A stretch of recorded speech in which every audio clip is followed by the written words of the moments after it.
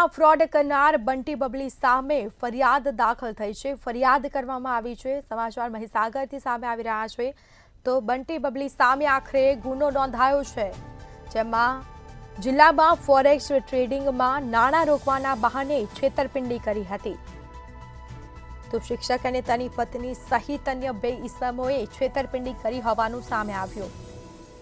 Forex ટ્રેડિંગના નામે છેતરપિંડી કરવામાં આવી હતી। 19 લાખથી વધુ રૂપિયા પડાવનાર 4 સામે આખરે ગુનો નોંધાયો છે।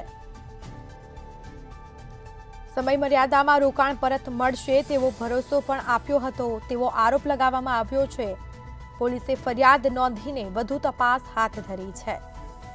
તો સમગ્ર મામલે તપાસ શરૂ કરવામાં આવી છે। શિક્ષક અને તેની પત્ની સહિત અન્ય 2 ઈસમોએ છેતરપિંડી કરી હતી। જિલ્લામાં ફોરેક્સ ટ્રેડિંગમાં નાણાં રોકવાના બહાને છેતરપિંડી કરનાર બંટી બબલી સામે ફરિયાદ નોંધાઈ।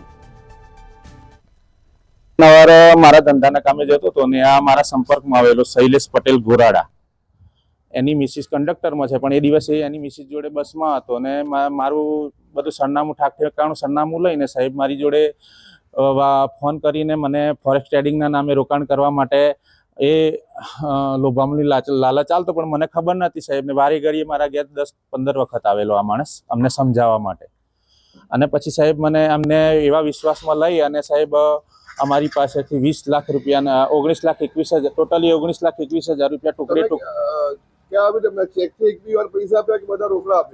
સાહેબ એમાં એવું હતું કે મેં એમ કીધું કે અમે કોઈ બીજી અધર પાર્ટીને ના ઓળખીએ, તું અમારા નજીકનો છે, તમે કહો છો તો તમારા વિશ્વાસ ઉપર અમે જે કરીએ છીએ એ કામ, તો એણે એવું કીધેલું કે હું મારું ચેક આલીશ, તમારે કોઈને ઓળખવાનો નહીં। પછી જે દિવસે સાહેબ પૈસા લેવા આવ્યો એ દિવસે એણે એવી રજૂઆત કરી કે મારી ચેકબુક એમ કે બેંકની અંદર નોંધાયેલી છે, તો આવશે એટલે હું આલીશ, આ ચેક તમે પકડો એમ।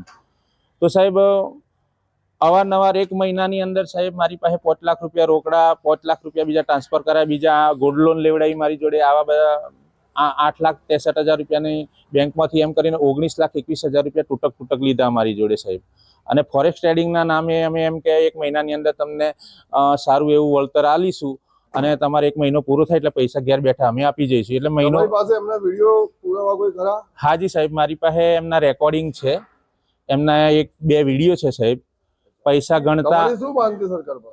મારી માંગ એટલી જ છે સાહેબ કે અમારી મહેનતના રૂપિયા સાહેબ, અમારા લોહીના રૂપિયા સાહેબ, એટલે કે અમે એવી આ બધી ટોટલી અમારી મહેનતના રૂપિયા સાહેબ એને ચાવું કર્યા છે।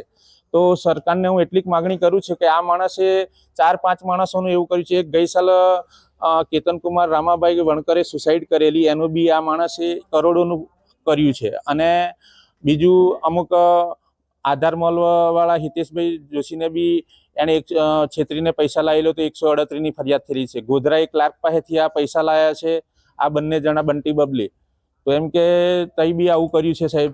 અને એની સાળી જોડેથી બી પૈસા લાવેલો દેનાવાડ, પોતાની સાળી છે તઈ, એની સાળી બી ફરિયાદ આપેલી। એટલે સાહેબ 5-6 માણસો બધા થઈને સાહેબ 9-10 માણસો છે।